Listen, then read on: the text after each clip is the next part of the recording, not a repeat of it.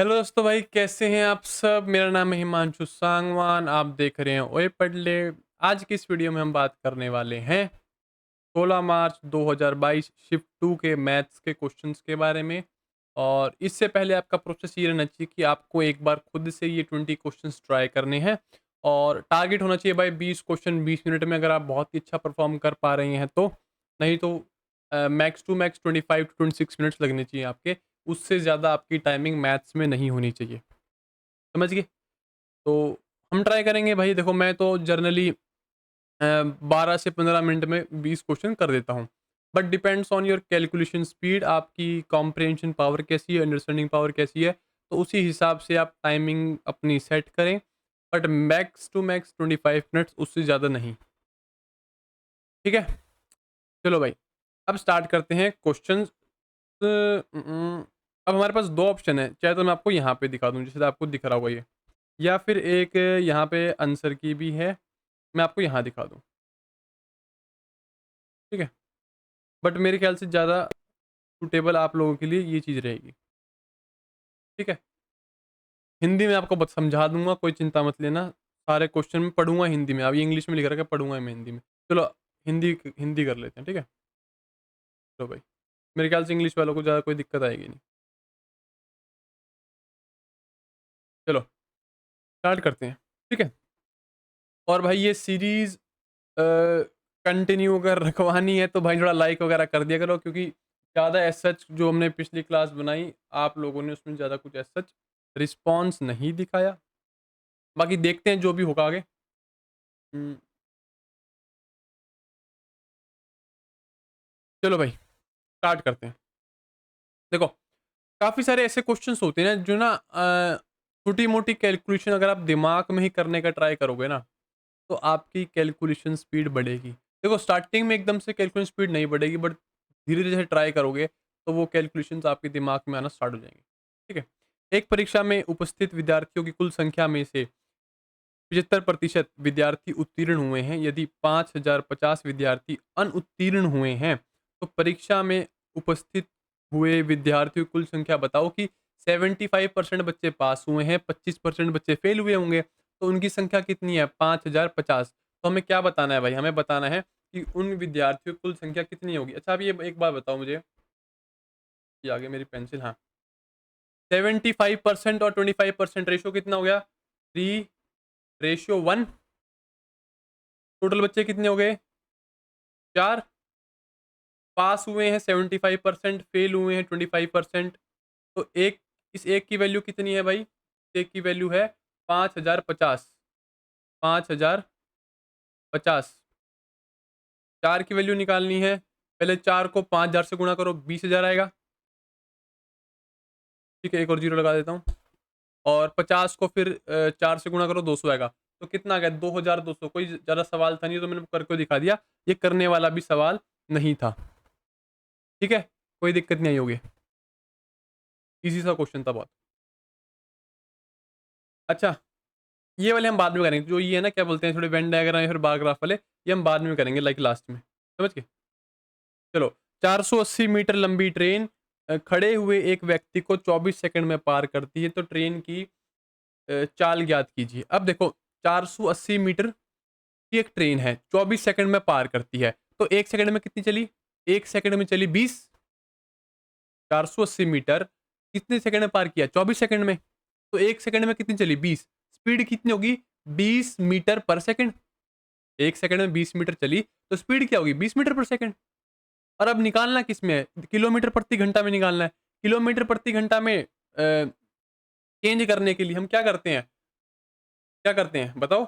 20 गुणा 18/5, यही करते हैं। तो 5 चौके और 4 18 चौके 72, तो ये 72 आ गया। ठीक है? ये मुश्किल से मुश्किल ना 20 से 25 सेकंड के सवाल हैं। उससे ज़्यादा समय ये 46 सेकंड जिसने भी ले रखे हैं ना, एवरेज 40 सेकंड, बहुत ज़्यादा 46 सेकंड्स, एवरेज बहुत ज़्यादा है। तो इसमें मुश्किल से मुश्किल 20 से 25 सेकंड का सवाल है, इससे ज़्यादा समय आपको नहीं लगना चाहिए इसमें। समझ गए? तो कोई दिक्कत नहीं आई होगी इसमें। चलो भाई, तीसरा हो गया है। चौथा, ₹500 की एक वस्तु को बेचने पर प्राप्त लाभ ₹400 से उसी वस्तु को बेचने पर हुई हानि के बराबर है। यदि विक्रय मूल्य ₹350 है, तो हानि प्रतिशत क्या होगा? अब ध्यान से पढ़ना, एक बार इसमें शायद इंग्लिश वाले कंफ्यूज हो जाएँ, तो मैं आपको इंग्लिश में दिखा देता हूँ। इसमें लिखा हुआ है, जो प्रॉफिट किसी सामान को ₹500 में बेचने पे हो रहा है, जो प्रॉफिट किसी सामान को ₹500 में बेचने पे हो रहा है, उतना ही लॉस उसी सामान को ₹400 बेचने पे हो रहा है। लॉस, परसेंटेज की बात नहीं करी, लॉस की बात करी गई है, मतलब एक न्यूमेरिकल वैल्यू की। ठीक है? तो जितना प्रॉफिट ₹500 बेचने पे हो रहा है, उतना ही लॉस ₹400 बेचने पे हो रहा है। बोला गया है अगर उस सामान को हम ₹350 बेचें, तो बताओ लॉस परसेंटेज क्या होगा? ठीक है? अब ध्यान से देखना आप लोग, ज़रूरी क्वेश्चन। अब देखो, ये कोई वस्तु है, मैंने मान लिया कोई वस्तु है। इसको मैं ₹500 बेच रहा हूँ और इसको मैं बेच रहा हूँ ₹400 पे। ठीक है? तो इसने बोला कि जितना यहाँ प्रॉफिट हो रहा है, उतना ही यहाँ पे लॉस हो रहा है। तो क्या मैं कह सकता हूँ कि जो ये चीज़ है, उसका कॉस्ट प्राइस ₹450 होगा? कह सकता हूँ ना? जभी तो 450 का सामान आप 500 में बेचोगे, ₹50 का प्रॉफिट, और 450 का सामान आप 400 में बेचोगे, तो ₹50 का लॉस। ये जो इक्वालिटी कंडीशन आ रही है 50-50, ये 450 पे आएगी। इसके अलावा आप कोई भी नंबर लगा लो, नहीं आ पाएगी। सिंपल सी बात है। आप खुद मैथ्स जितना जानते हो, छोटा-मोटा इतना छोटा-मोटा मैथ्स तो आप जानते ही हो। ठीक है? तो कॉस्ट प्राइस 450 है। अब बोला गया है इस वस्तु को अगर हम ₹350 बेचें, कितने में बेचना है? ₹350 बेचना है। ठीक है? तो ध्यान से देखना, कैलकुलेशन देखना, अब ध्यान देना है पे कैलकुलेशन पे। लॉस कितने का हुआ है? 100 का। ठीक है? कॉस्ट प्राइस नीचे, परसेंटेज निकालनी है तो 100।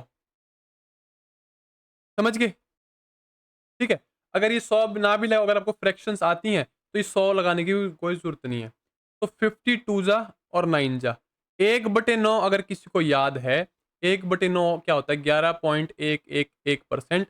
तो 2/9 कितना हो जाएगा? 22.2222%। आगे चीज़, तो इसका आंसर कितना आ जाएगा? ये आ गया 22.222%। समझ गए? तो कोई दिक्कत थी नहीं इसमें। If a product of two number is 216 and sum of their square is 468, what is the sum of two number? अगर दो नंबर का गुणनफल 216 है और उन्हीं, हिंदी में दिखा देता हूँ भाई, हिंदी मुझे बोलना मुश्किल हो जाएगा। यदि दो संख्या का गुणनफल 216 है तथा उनके वर्गों का योग 468 है, तो संख्याओं का योग बताइए। And sum of their squares is 468। Simple सा सवाल है, कुछ ज्यादा इसमें चीज है नहीं। देख लो क्या बोला गया है। मैंने दो नंबर मान लिए, एक ए है एक बी है, उन दोनों गुणा किया तो 216 आया, और उन दोनों के स्क्वायर्स का सम, उन दोनों के स्क्वायर्स का सम कितना है भाई? ये है आपका 468। 468। हमें बताना है ए प्लस बी क्या होगा। ठीक है? देखो इस सवाल में ना आपकी कैलकुलेशन स्पीड मैटर करती है। वो आपको कैलकुलेशंस जितनी जल्दी कर पाओगे, उतना ही कम समय इसमें लगेगा। ठीक है? तो ध्यान से देखना, ये ए प्लस बी का होल स्क्वायर कर दिया।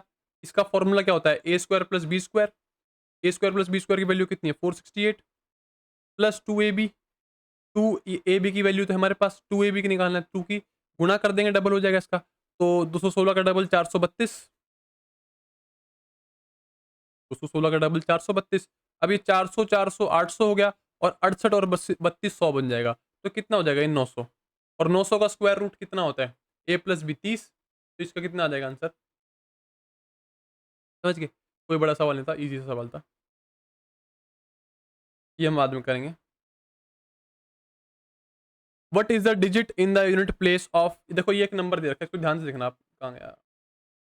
ये ना मेरी क्या हुआ, जो ऊपर है ना, देखो मैं आपको दिखाऊं, ये पार्ट बी के लिए भी सामान खुला हुआ है मेरे पास।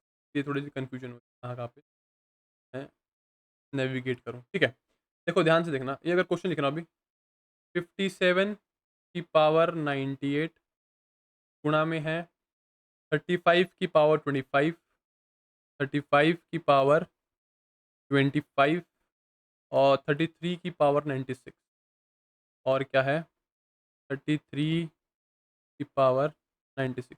देखो हर नंबर की ना एक साइक्लिसिटी होती है, हर नंबर की एक साइक्लिसिटी होती है, ठीक है? जैसे 7 है, 7 की साइक्लिसिटी है 4 की, मतलब कि उसका मतलब क्या है कि देखो 7 की पावर 1 कितना आएगा 7, 7 की पावर 2, सिर्फ बात हो रही है यहाँ पे यूनिट डिजिट की, 7 की पावर 2 49, यूनिट डिजिट क्या आया 9 आया, 7 की पावर 3 यूनिट डिजिट क्या आएगा हम्म, यूनिट डिजिट कितना आएगा भाई 3, और 7 की पावर 4 यूनिट डिजिट कितना आएगा 1, ठीक है? और 7 की पावर 5 फिर से 7 आ जाएगा, मतलब कि 7 की जो साइक्लिसिटी है वो है 4 की। हर 4 नंबर के बाद ये फिर खुद को ये जो साइकिल है 7 9 3 1 ये रिपीट करेगी, ठीक है? अब 57 की पावर 98 है, क्योंकि 7 की साइक्लिसिटी 4 की है, तो 98 को आप 4 से भाग कर दो, तो 96 पे भाग हो जाएगा और रिमाइंडर कितना बचेगा 2, क्योंकि यहाँ पे सिर्फ यूनिट डिजिट की बात हो रही है, तो मैं 5 नहीं लिख रहा हूँ, ठीक है? 5 की साइक्लिसिटी 1 की होती है, 5 को चाहे 5 की पावर 1, 5 की पावर 2, 5 की पावर 3, उसका हमेशा यूनिट डिजिट 5 ही आएगा। तो 5 का ऊपर कुछ भी लगाओ, 5 यूनिट डिजिट आएगा, कोई दिक्कत नहीं है। 3 की साइक्लिसिटी होती है 4 की, 3 की साइक्लिसिटी होती है 4 की, तो 96 को 4 से भाग किया, 96 को 4 से भाग किया, ठीक है? ठीक है? तो 3 की साइक्लिसिटी भी होती है भाई 4 की, तो 96 को 4 से भाग करो पूरा हो जाएगा। तो हम जनरली क्या लिखते हैं 3 की पावर 4 लिखते हैं। ठीक है? क्योंकि जो 4 है, वो 96 से पूरा भाग हो गया, तो हमें कुछ ना कुछ ऊपर हम 0 नहीं लिख सकते। अगर आप सोच रहे हो कि 96 को 4 से भाग कर दिया तो रिमाइंडर 0 आएगा, तो रिमाइंडर नहीं लिखते भाई, कुछ पावर लिखते हैं। ठीक है? ये अभी समझाने वाली चीज़ नहीं है, समझाना चाहूँ तो भाई टाइम लग जाएगा काफ़ी सारा। आप ये मान के चलो, समझा देता हूँ, 96 है, तो हमें कुछ ना कुछ पावर में चाहिए, तो 4 को हमने गुणा कर दिया 23 से, तो 92 आएगा और फिर रिमाइंडर कितना बच जाएगा 4। ठीक है? समझ गए? ठीक है। तो 7 की पावर 2 आखिरी में 9 आएगा, 5 और 3 की सेक्सिविटी होती है 4 की, तो 3 को आप 4 बार गुणा करो 3, फिर आएगा 9, फिर आएगा 27, फिर आएगा 81, तो क्या आएगा 1 आएगा, तो 9 5 ज़ा 45 और यहाँ पे आएगा 5। समझ गए? तो जो इसका यूनिट डिजिट आएगा वो आएगा 5। देखो यही इस सीरीज़ का मतलब आपको समझाने का नहीं है कि मैं आपको समझाने बैठूँ, ठीक है? क्योंकि फिर ऐसे हमारे सारे क्वेश्चन नहीं हो पाएँगे। इस सीरीज़ का सिर्फ मतलब प्रैक्टिस करने का, तो आपको ये कांसेप्ट पता होना चाहिए। समझ गए? बट मैंने फिर भी आपको बता दिया है। 7वाँ हो गया, 8वाँ ए जो सर्कल है उसका एरिया 1848 सेंटीमीटर स्क्वायर है। Circumference of this circle is equal to the length of the longest road that can be placed in a cube. What is the total surface area? ये थोड़ा सा मुश्किल क्वेश्चन है, इसको हम करेंगे लास्ट। मुश्किल नहीं है, मतलब थोड़ी सी कैलकुलेशन है, इसको लास्ट में करेंगे, कोई दिक्कत नहीं है। भाई 90 ट्री है, प्लांट करे गए एक स्ट्रेट लाइन में, ठीक है? हर एक ट्री के बीच में जो डिस्टेंस है वो इक्वल है। एक बस है जो कि चल रही है 54 किलोमीटर प्रति घंटा की स्पीड से, 30 सेकंड लेती है पहले ट्री से 7वें ट्री तक पहुंचने के लिए। अब हमें बताना है डिस्टेंस कितना है 11वें ट्री से लेके 46वें ट्री तक। समझ गए? फिर से देख लो। 90 पेड़ लगाए गए, एक बिल्कुल ही मतलब जो दूरी है एक से एक दूसरे पेड़ के बीच में बिल्कुल सेम दूरी है। एक बस चलाई गई जो कि जिसकी जो स्पीड है वो 54 किलोमीटर प्रति घंटा की है। 30 सेकंड में वो पहले पेड़ से लेके 7वें पेड़ तक पहुंच जाती है। अब बताने हमें कि 11वें पेड़ से लेके 46वें पेड़ तक कितनी दूरी होगी। समझ गए क्वेश्चन क्या है? चलो भाई, देखना भाई ध्यान से। 60 वृक्ष लगाए गए, मैंने मान लिया ये पेड़ लगा रखे हैं, इनके बीच में इक्वल दूरी है ये। पेड़ चलते जाएँगे ऐसे करके, है ना? आगे 60 पेड़ लगते जाएँगे, ऐसे कुछ होगा।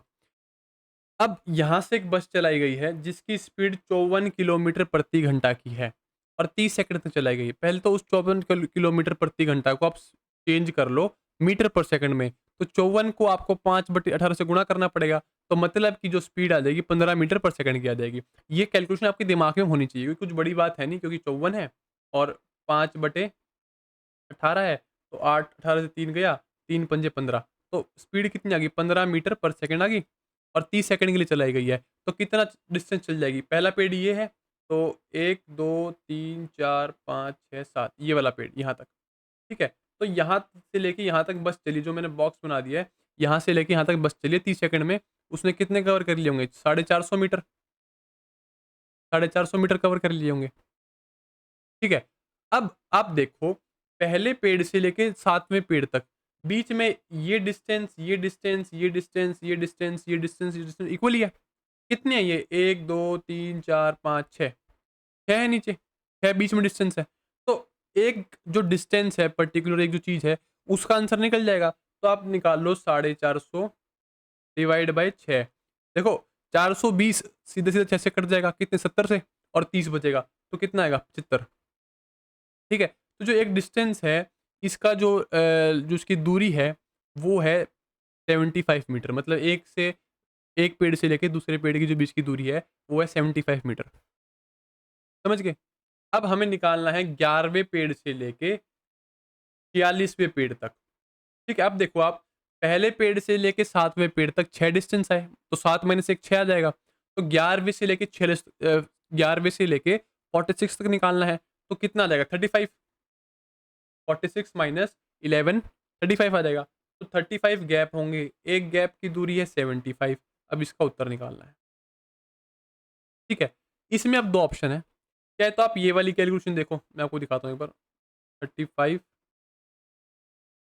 75, तो 5 5 से 25, सिर्फ पहले इन दोनों कर लो। पहले इन दोनों गुणा कर दो, कर दिया।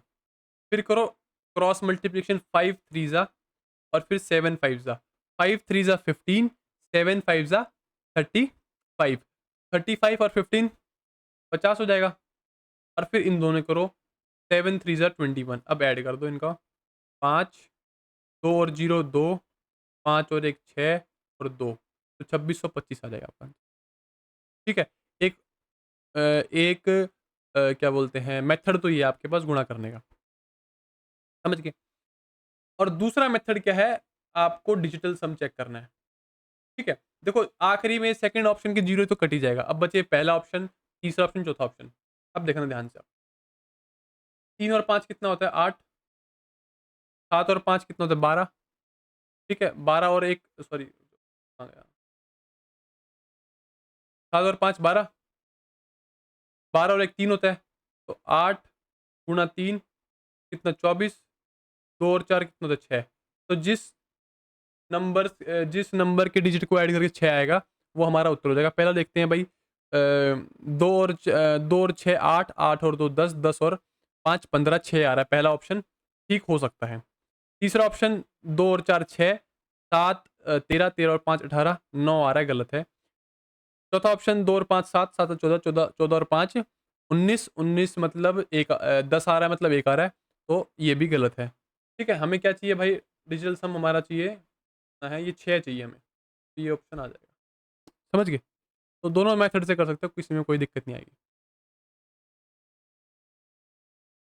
चलो, 72 केजी का एक अलॉय है, मिक्स किया गया 70 केजी ऑफ अलॉय बी। एक नया अलॉय बनाने के लिए जो अलॉय ए है, उसमें 3:6 में जिंक और कॉपर मिलाया गया है, और जो अलॉय बी है उसमें 4 और रेशो 3 में जिंक और कॉपर मिलाया गया है। अब बताओ, जो नया अलॉय बना उसमें जो जिंक है उसका भार कितना होगा? हिंदी वाले देख लो। एक नई मिश्र धातु प्राप्त करने के लिए 72 किलोग्राम मिश्र धातु ए का प्रयोग, ए को 70 किलो मिश्र धातु के साथ मिलाया जाता है। यदि मिश्र धातु ए में जस्ता तथा तांबे का अनुपात क्रमशः 3:6 है, तथा मिश्रित मिश्रित मिश्र धातु बी में जस्ता तथा तांबे का अनुपात क्रमशः 4:3 है, तो नई मिश्र धातु में जस्ते का भार कितना होगा? मतलब कि जिंक का भार कितना होगा? यही पूछा हुआ है। ध्यान से देखना, बहुत बड़ा सवाल नहीं है, बहुत ईज़ी सवाल है। तो आप वैसे भी कर दोगे। देखो मैं आपको दिखाता हूँ। 72 केजी अलॉय ए है, ठीक है? उसके अंदर ज़िंक और कॉपर का रेशियो कितना है? 3:6। कुल मिला के 9, 9 की वैल्यू 72, 1 की वैल्यू 8। ज़िंक कितना आ गया? 1 की वैल्यू अगर 8 है तो ज़िंक आ गया 24 किलो। तो जो ए है उसमें ज़िंक है 24 किलो, बात खत्म यहाँ पे। बी है 70 किलो, रेशियो कितना-कितना है? 4:3, तो 7 की वैल्यू होगी 70, 1 की वैल्यू होगी 10। ज़िंक कितना है? 4, 1 की वैल्यू 10 है तो 4 की वैल्यू 40। ठीक है? तो 24 और 40 64। ठीक है? 52 सेकंड इसमें लगने भी नहीं थे। समझ गए? तो भाई ऐसे कैलकुलेशन करोगे ना, क्योंकि हर क्वेश्चन आपका करके बैठने का नहीं है। अब इसमें कुछ भी नहीं था और तब भी 41% ने आंसर सही जवाब दिया है। चलिए ऊपर दिखा देता हूँ आपको। देखो 72 केजी अलॉय ए है, 70 केजी ये है, ठीक है? उसके बाद क्वेश्चन में कितना रेशियो दिया हुआ है? 3:6, 3:6, ये ज़िंक है, ये कॉपर है, ये 4:3, ये ज़िंक है, ये कॉपर है, इसकी वैल्यू 9, 9 मतलब 72, 1 की वैल्यू आई 8, है ना? 9 की मतलब 72, 9 की वैल्यू 72, 1 की वैल्यू 8, तो इसकी वैल्यू 24 आ जाएगी 8 के हिसाब से। 4 और 3 7, 7 की वैल्यू 70, 1 की वैल्यू 10, इसकी कितनी आ जाएगी? 40 आ जाएगी। तो कितना आ जाएगा? 40 और 24, 64, ठीक है? इसमें कुछ था नहीं। इसकी वैल्यू निकालनी है भाई, आप निकाल दोगे होप सो। फिर भी मैं आपको निकाल के एक बार बता देता हूँ। थोड़े कुछ फास्टर कैलकुलेशन आपको बता पाऊँ तो वो ज़रूर बताऊँगा। 104 है, डिवाइड बाय 26 है, गुणा 5 है, ठीक है? और जमा 8 है, गुणा 2 माइनस 6। देखो, काफ़ी सारे बच्चों को ना इस जो थोड़े से बड़े टेबल होते हैं उसमें दिक्कत आती होगी। आती होगी? ठीक है। बट आपको क्या करना है, 26 है और आपको समझ नहीं आ रहा भाई 104 कटेगा किससे? चाहे तो आप इस 6 को इस करके देख लो भाई, यहाँ पे 6 है और ऊपर 4 है, तो 6 के टेबल में 4 कहाँ आएगा? 4 पे आएगा। 6 के टेबल में यूनिट डिजिट में 4 कहाँ आएगा? तो 4 पे आएगा। 6 4 24, लास्ट में 4 आ रहा है। नहीं तो 26 को डबल कर लो 52, और आप देख पा रहे हो 52 का डबल 104 है। तो ये 4 से कट ही जाएगा सीधा। 4 पंजे 20, 8 दूनी 16 और माइनस 6, तो 30 आ जाएगा इसका उत्तर। ठीक है? और देखो सुनो भाई, मोस्ट ऑफ द स्टूडेंट आप क्या करते हो? आपको दिख रहा है ये, आपने यहाँ तक निकाल लिया, आपको दिख रहा है ये। अब भी क्या करेंगे बच्चे, वो कॉपी में या फिर जब पेपर कर रहे होंगे पूरा ऐसे करके देखेंगे 10 और फिर 30। काफ़ी सारे बच्चे, जो आपको खुद पता होगा कि आप करते हो ये, करते हो ना? फिर आप 30 मार्क करते हो। भाई जब दिख गया यहाँ पे कि 20 जमा 16 माइनस 6 है, तो 10 और 20 और 30 आ जाएगा। ये पूरा स्टेप कौन देख रहा है आपका यहाँ तक करने का? ठीक है? और करने को तो ये भी करने का ही था। ये सारा सिर्फ़ सीधा क्वेश्चन देख के करने का था। क्योंकि इसमें कोई बड़ी चीज़ है नहीं। समझ गए? 1/5 of 1/3 of a number is 8। किसी नंबर का 1/5 उसका ही 1/3 8 है। तो बताओ what is the value of 1/5 of 1/5 of that number? ठीक है? आप खुद देखना, बहुत आसान क्वेश्चन है। वैसे करने लायक नहीं है बट मैं आपको कर दिखा रहा हूँ। एक बार हिंदी में देख लो, रुको। यदि किसी संख्या के 1/3 के 1/5 का मान 8 है, तो उस संख्या का 1/5 मान क्या होगा? तो वही लिखा हुआ है, किसी संख्या का 1/5, 1/3 का मान 8 है, तो उसी संख्या का, संख्या ये है, 1/5 क्या होगा? 3 यहाँ चला जाएगा, 24। करने लायक तो सवाल था भी नहीं, ठीक है? करने लायक सवाल था भी नहीं। अभी भी 76% ने जवाब सही दिया है, और 33 सेकंड में एक एवरेज टाइम है, जो कि बहुत ज़्यादा है इस क्वेश्चन के हिसाब से। भाई शुगर का प्राइस 20% घट गया है, तो जो पर्सन है वो 20 किलो ज़्यादा शुगर खरीद पा रहा है 2500 रुपए की, तो बताओ नया प्राइस क्या है? समझ आ गया? जो चीनी है उसका दाम 20% घट गया है, तो जो बंदा है वो 20 किलो ज़्यादा चीनी खरीद पा रहा है 2500 रुपए की, तो बताओ what will be the new price पर केजी ऑफ शुगर? तो नया दाम आपको बताना है, ठीक है? देखो, देखो भाई, इसके पीछे एक कंसेप्ट है, वो थोड़ा-सा आपको बस इंट्रोड्यूस कर रहा हूँ मैं उस कंसेप्ट से, बाकी आपको पता होना चाहिए। इसमें देखो क्या लिखा हुआ है, जो चीनी है उसका प्राइस 20% से घट जाता है, और पर्सन 20 किलो चीनी ज़्यादा ले पा रहा है 2500 रुपए की। मतलब कि वो हर बार 2500 रुपए की ले रहा है ना? यदि चीनी का मूल्य 20% कम किया जाता है, तो एक व्यक्ति 25 रुपए में 20 किलो चीनी अधिक खरीद सकता है। ठीक है? देखो एक सिंपल सा कंसेप्ट है, कहाँ गया? ये सिंपल सा कंसेप्ट है, जो प्राइस है वो कैसे निकलेगा? क्वांटिटी या फिर कंजम्पशन? तो उसको मैं कंजम्पशन कर, कंजम्पशन इनटू रेट, यही होगा। क्योंकि प्राइस यहाँ पे कांस्टेंट है, तो जो कंजम्पशन है और जो रेट है वो एक दूसरे के इनडायरेक्टली प्रोपोर्शनल हो जाएँगे। हो जाएँगे इनडायरेक्टली प्रोपोर्शनल। तो अब क्या बोला गया है कि जो शुगर है उसका प्राइस 20% घटा दिया गया है। 20% घटा दिया है, तो मतलब 1/5, तो मतलब कि पहले अगर ₹5 की मिलती थी, तो अब ₹4 की मिलेगी। जो कंज़म्पशन हमने देखा कि जो रेट है और जो कंज़म्पशन है, वो एक-दूसरे के इनवर्स हो जाएँगे, तो जो कंज़म्पशन पहले 4 की होती थी, वो अब 5 की हो जाएगी। उल्टी हो जाएगी ना? यही बोला गया है, ठीक है। तो उसने बोला ये कंज़म्पशन है, ये रेट है। रेट 5 से 4 हो गया लिखा हुआ है क्योंकि 20% घट गया है, तो 5 से 4 हो गया। कंज़म्पशन 4 से 5 हो जाएगी। अब बोला गया है कि जो उसकी कंज़म्पशन है वो 20 किलो बढ़ जाती है, तो इस एक की वैल्यू कितनी आ जाएगी 20 किलो। अगर इस एक की वैल्यू आ जाएगी 20 किलो, इस 5 की कितनी आ जाएगी 100 किलो और इस 4 की कितनी आ जाएगी, इस 4 की आ जाएगी 80 किलो। यही तो है ना? अब पूछा हुआ है भाई नया शुगर का प्राइस बताओ, ₹2500 की 100 किलो आ रही है, तो 1 किलो कितने की होगी? ₹25 की। ठीक है, ये पता होना चाहिए भाई कांसेप्ट आपको। रोम्बस का एरिया 252 है, length of one of its diagonal 14 centimetre है, तो बताओ दूसरे डायगोनल की लेंथ क्या होगी? तो ये आपको पता होना चाहिए जो एरिया ऑफ रोम्बस है वो 1/2 डायगोनल 1 इंटू डायगोनल 2 होता है, जो कि 252 है। तो 14 का आधा कर दो भाई 7 आ जाएगा, 7 से 252 की भाग करो, 210 आ जाएगा, 42 आ जाएगा, तो 30 और 6 36।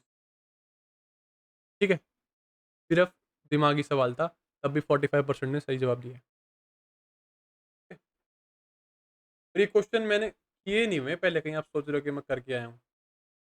यही है भाई 1/2 D1 D2 कितना है 252, तो D1 कितना है यहाँ पे 14 है, तो ये 7 आ जाएगा और इससे काट दो भाई 210 कितने पे आएगा 30 पे और 42 आएगा 6 पे, 36 आ जाएगा। ठीक है। भाई 3 रेशो का जो 3 नंबर है उनका रेशो 2 रेशो 3 रेशो 5 है। उनका जो प्रोडक्ट है वो 810 है। What is the sum of 3 numbers? तीनों नंबर का सम कितना होगा? तीनों नंबर का सम देखो आप अगर आप ऐसा मानो कि रेशो 2 रेशो 3 रेशो 5 है, तो जो नंबर है वो कितना हो जाएगा 2x 3x 5x ये हो जाएगा। इनकी गुणा करो 5 3 जा 15 और 15 टू द 30 30 30 x क्यूब और 30 से 810 कट जाएगा 27 पे, x की वैल्यू हो जाएगी 3 और 5 3 2 कितनी है 10 और 10 और 3 30 आ जाएगा। समझ गए? नहीं समझोगे। यही कह रहा हूँ देखो ये बहुत ना, जो मैं मुज़बानी कर रहा हूँ ना लाइक जो मैं दिमाग में कैलकुलेशन कर रहा हूँ, वो सही में दिमाग में कैलकुलेशन करने वाली बात है। अगर नंबर आप खुद बताओ ये है 2 रेशो 3 रेशो 5 है, उनका जो गुणनफल है वो 810 है, तो नंबर कितना हो जाएगा 2x 3x 5x इनको गुणा करेंगे तो कितना आ जाएगा 5 3 जा 15 और 15 2 जा 30 30 एक्स क्यूब आ जाएगा। इसकी वैल्यू 810 दी हुई है, तो एक्स क्यूब की वैल्यू कितनी आ जाएगी 27 आ जाएगी। एक्स की वैल्यू कितनी आ जाएगी 3 आ जाएगी। इन तीनों का सम पूछा है, तीनों का सम कितना हो जाएगा 10x, एक्स की वैल्यू 3 है तो 30 आ जाएगा। समझ गए? तो इसमें समझाने वाले कुछ चीज़ थी नहीं। भाई A work was completed by A, B and C together. A और बी ने मिलकर 30% काम किया है, बी और सी ने मिलकर 80% काम किया है। तो बताओ कौन ज़्यादा एफिशिएंट है तीनों में से? सुनो, हिंदी में देख लो एक बार। एक कार्य ए बी सी द्वारा मिलकर पूरा किया जाता है। ए तथा बी ने मिलकर कार्य का 30% भाग पूरा किया तथा बी और सी ने कार्य का मिलकर 80% भाग पूरा किया। तो बताओ तीनों में से सबसे अधिक दक्ष कौन है, किसकी दक्षता सबसे ज्यादा है, तो ये बताना है। देखो अब, देखो ए और बी ने मिलकर 30% काम किया और बी और सी ने मिलकर 80% काम किया और तीनों ने मिलकर 100% काम किया होगा नहीं किया होगा ये बताओ? तीनों ने मिलकर 100% काम किया होगा नहीं किया होगा? किया होगा। अब अगर मैं इन दोनों को जोड़ दूँ तो ए, 2b और सी 110%, तो बी की वैल्यू कितनी आ गई? 10% आ गई। आ गई ना? देखो ये बहुत बेसिक चीज़ है, ये बताने में मुझे ज़रूरत पड़नी चाहिए अब किया क्या है मैंने। समझ रहे हो? जो a plus 2b plus c है और a plus b plus c है, इसमें से माइनस कर दिया, तो a plus b plus c वैसे कट जाएगा, एक b बच जाएगा 10%। अगर b 10% आ गया, तो a कितना आ गया भाई 20% आ गया। और अगर a 20% आ गया, b 10% आ गया, तो c कितना आ गया 70% आ गया। यही चीज़ हुई है, यही चीज़ हुई है ना? तो किसने एफिशिएंट कौन है ज़्यादा? जिसने ज़्यादा काम किया है। काम किसने किया है? सी ने ज़्यादा काम किया है, सी आ जाएगा। ठीक है? सिर्फ 31% का जवाब सही, और टाइम भी 1 मिनट 2 सेकंड, जो कि ज़्यादा है।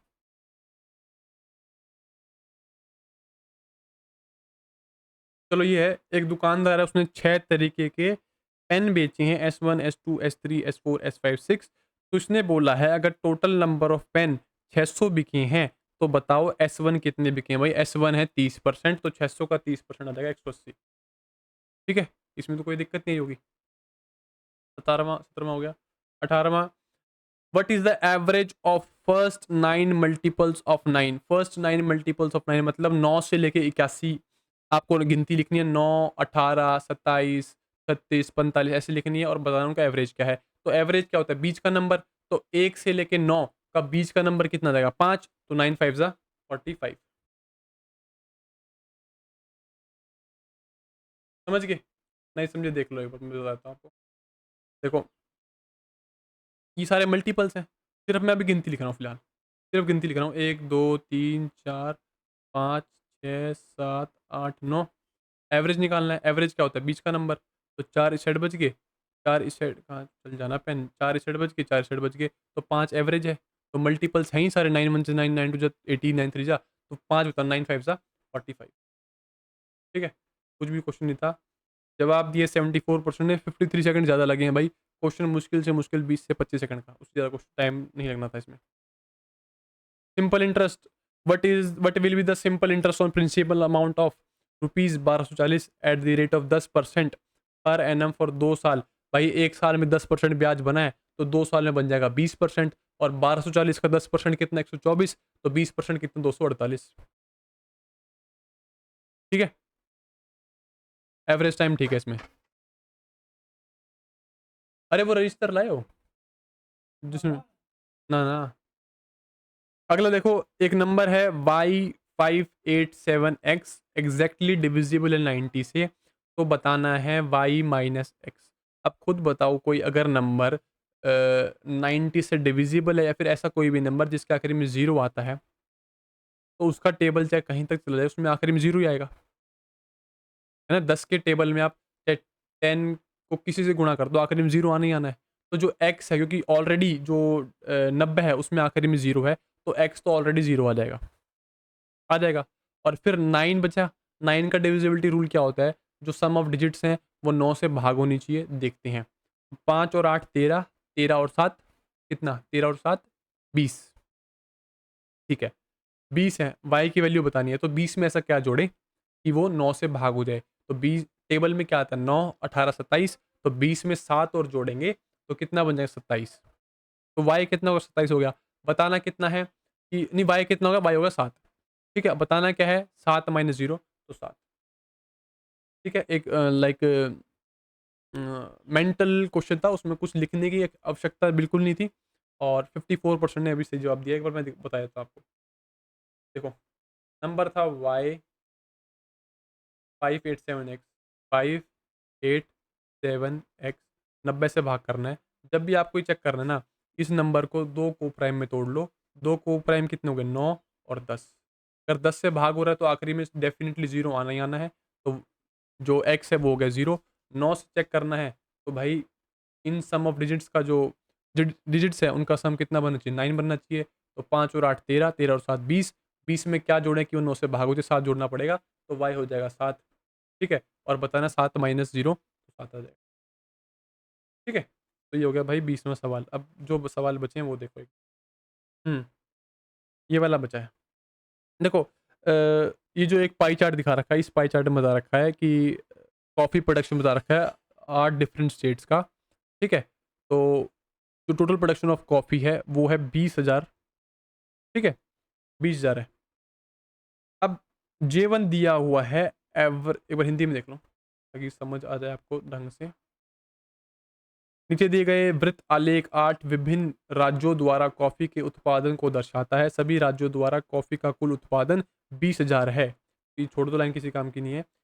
J1 राज्य ए, डी, एफ तथा जी द्वारा काफ़ी कॉफ़ी का औसत उत्पादन है। J2 राज्य बी, सी तथा एच द्वारा कॉफ़ी के उत्पादन का योग है। तो J2 माइनस J1 क्या होगा? J2 माइनस J1 क्या होगा ये बताना है। तो लिखा हुआ है J1 क्या है? एवरेज है। ए कितना है? 15। डी डी कितना है? 5। एफ है 4 और जी कितना है? 2। तो 25 5 20 20 और 6 26 26 26 का एवरेज निकालना पड़ेगा, 4 से भाग करना पड़ेगा। तो कितना आ जाएगा? 6.5। 26/4 तो 24 सीधे से कट जाएगा, 24 के वजह से 2 तो 4 का आधा 2 4 का आधा 2 होता है। तो कितना आ जाएगा? 6.5 6.5 याद आएगा। ठीक है। J2 sum of production of coffee of states by BCH। B कितना है भाई? बी है आपका 19, सी है 21, कितना हो जाएगा? 40 और एच है 3, तो कितना हो जाएगा? 43 है ना? 19 21 और 3 43।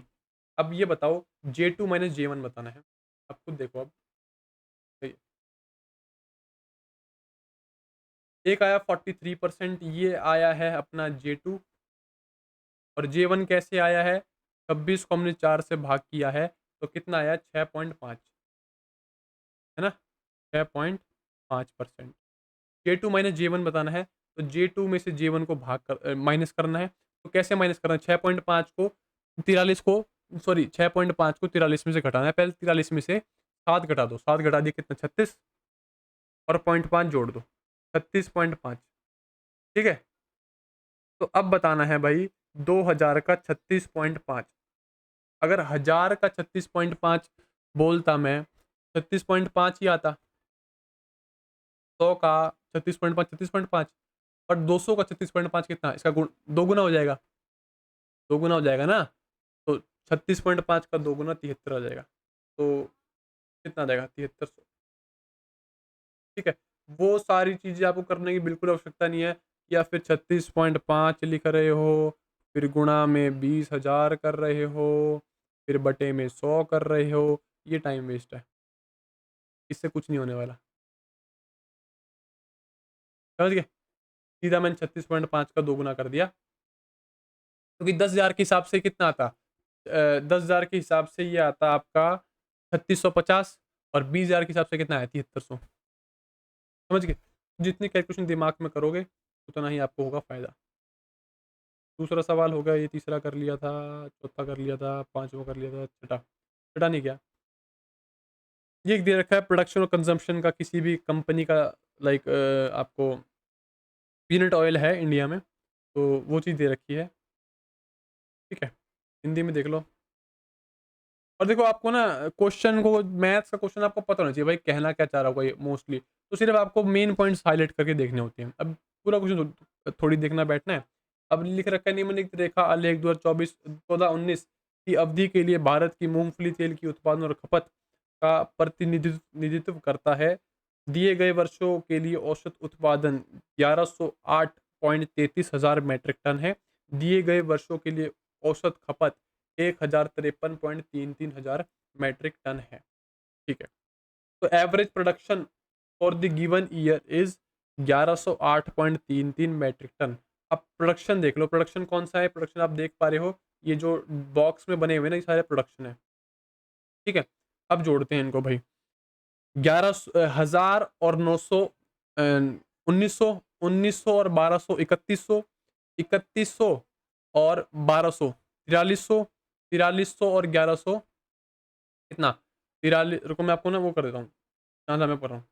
सिर्फ़ डब्बे वाले दिखाएँ, सिर्फ़ डब्बे वाले। तो ये वाला दिख रहा है 1000 1000 और 900 1900 1900 और 1200 3100 3100 और 1200 4300 4300 और 1100 5400 और 5400 और 1200 कितना?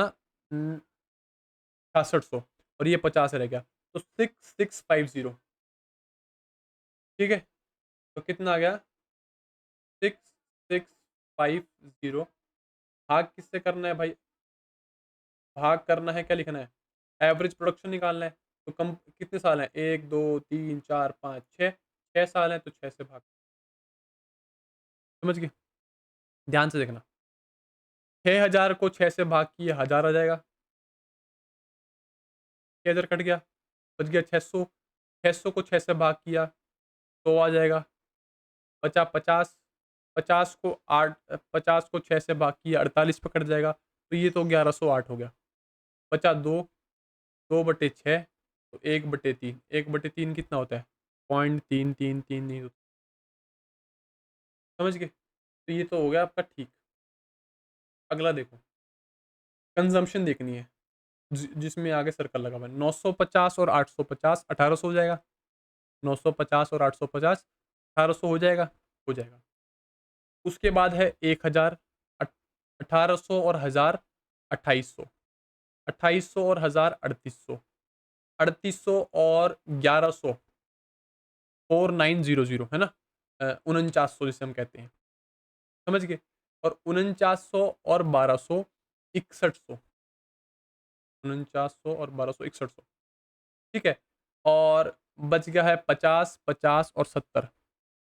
तो 6100 और 50 50 6200 और 70 6200 70 शायद, है ना? क्योंकि मैंने मेंटली कैलकुलेशन करी, शायद ये है 6200 70 जहाँ तक मुझे लग रहा है।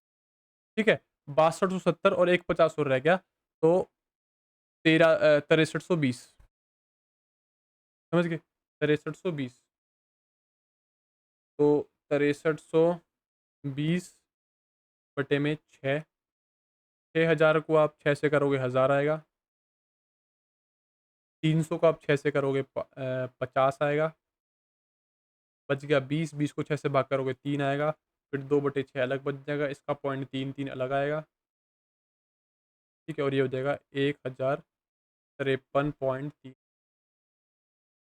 समझ गए? तो दोनों ही सही दिए हुए हैं, बोथ मैंने। समझ गए? तो भाई ऐसे कैलकुलेशन करनी है आपको।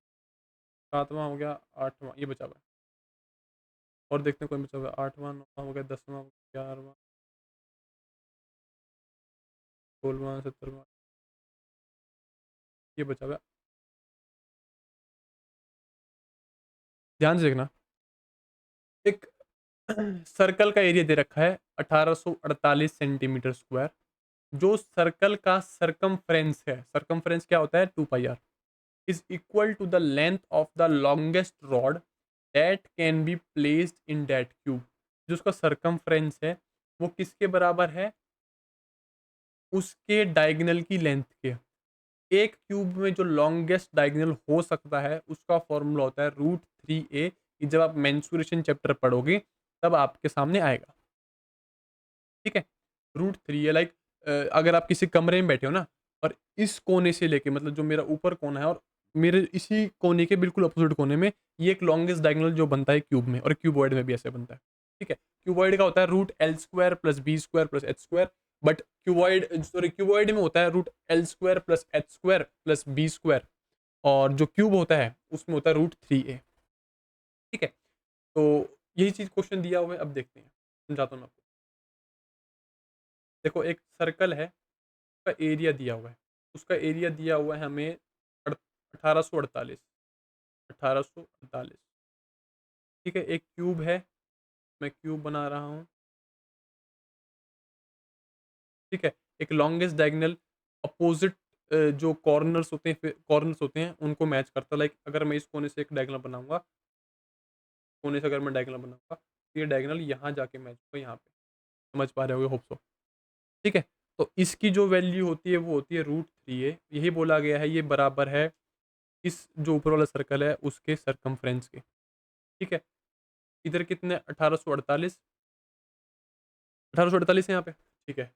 यहाँ पे इसका फॉर्मूला πr²। ये आएगा। 11 से भाग कर दो। 11 दूनी 11 एकम 11 74 आएगा। 6 आएगा और 8 आएगा। ठीक है? 2 से भाग कर दो, कितना आएगा? 84 आ जाएगा। आर स्क्वायर की वैल्यू कितनी आ गई भाई, खुद बताओ आप। 84 इंटू में 7। अगर मैं आर की वैल्यू निकालना चाहूँ तो जो 84 है वो कितना होता है, 7 गुणा 12। 12 का भी क्या करूँ, 4 गुणा 3 गुणा 7। तो आर की वैल्यू कितनी आ जाएगी भाई, 7 और 2 14 रूट 3, है ना। आर स्क्वायर की अगर ये वैल्यू है तो आर की वैल्यू आ जाएगी 14 रूट 3। और अगर ये 14 रूट 3 आ गई तो इसमें पुट कर दो आप, बस होने वाला। तो रूट 3a 2 22/7 14 रूट 3। इस रूट 3 से ये रूट 3 कटेगा, इस 7 से ये 2 कटेगा, ठीक है। तो 4 और 88, ए की वैल्यू आ जाएगी 88, ठीक है। शायद मैंने सही किया हो, हाँ सही किया। 88 पूछा हुआ है, what is the total surface area of the cube. Total surface area कितना होता है, 6a²। टोटल सरफेस एरिया क्या होता है, 6a²। ए की वैल्यू 88 आई है, 88, ठीक है। समझ गए। अब देखो भाई ध्यान से आप, कहाँ है? सिर्फ अगर आप ऑप्शन देखोगे, इसमें है 2 है, 4 है, 8 है, 6 है। ध्यान से देखना। एक तो हम कर सकते हैं यूनिट डिजिट से, दूसरा कर सकते हैं हम डिजिटल सम से। समझ गए? प्लस अगर किसी को 100 तक के, जैसे मेरे को भाई 100 तक के स्क्वायर याद हैं, फिर 100 से ऊपर तक की, मतलब मैं किसी भी नंबर का स्क्वायर निकाल सकता हूँ। तो मुझे आता है। बट अगर आपको ये नहीं आता, चाहे तो आप गुणा करके निकालो, या फिर डिजिटल सम, या फिर यूनिट डिजिट। यूनिट डिजिट का कुछ ज़्यादा फ़ायदा होगा नहीं, क्योंकि 2 ही ऑप्शन एलिमिनेट हो पाएँगे। 8 8 64 लास्ट में 4 आया, और 6 4 24 लास्ट में 4 आएगा। तो ऑप्शन की जो उत्तर है उसके लास्ट में 4 आएगा, सिर्फ़ 4 एक ही उत्तर में है। समझ गए? तो ये कर सकते हो एक तो। बट मैं ये रिकमेंड करूँगा कि ना आपको एटलीस्ट यार, देखो ये जो 88 का स्क्वायर है, फिर 85 का स्क्वायर है, ये मुझे याद थोड़ी है। बट एक ट्रिक होती है, एक छोटी-मोटी, कि उससे निकाल निकाल हम आसानी से निकाल सकते हैं। ठीक है? तो वो आपको आनी चाहिए। समझ गए? अगर आप बोलोगे तो सिखा देंगे भाई, उसमें फिर आप किसी का भी स्क्वायर निकालते रहना, कितने बड़े नंबर का, वो अपना आप आराम से आप निकाल लोगे। समझ गए? तो इसमें तो आप दिख गया कि आखिरी में 4 आ गया, तो आखिरी में 4 एक ही ऑप्शन में है, तो ये आ जाएगा 4। समझ गए? ठीक है। तो चलिए दोस्तों, यहाँ पे हमारी ये वाली कक्षा भी होती है समाप्त। 17% सही जवाब दिया, 1 मिनट 27 सेकंड लिए, बट सिर्फ 17% सही जवाब दिया। ठीक है? तो होप सो क्लास अच्छी लगी होगी भाई। जिसको क्लास अच्छी लगी वो एक बार कमेंट करके ज़रूर बताना, और कमेंट भाई करते रहा करो, क्योंकि जनरली इन क्लास में जो एंगेजमेंट है वो बहुत कम होती है, बच्चे पढ़ने वाले बहुत कम हैं। तो कमेंट करके ज़रूर बताना क्लास कैसी लगी, कुछ नया सीखने को मिला नहीं मिला। ठीक है? तो चलिए दोस्तों, आपसे मिलते हैं अगली क्लास में, तब तक के लिए जय हिंद, वंदे मातरम, राम राम सभी को।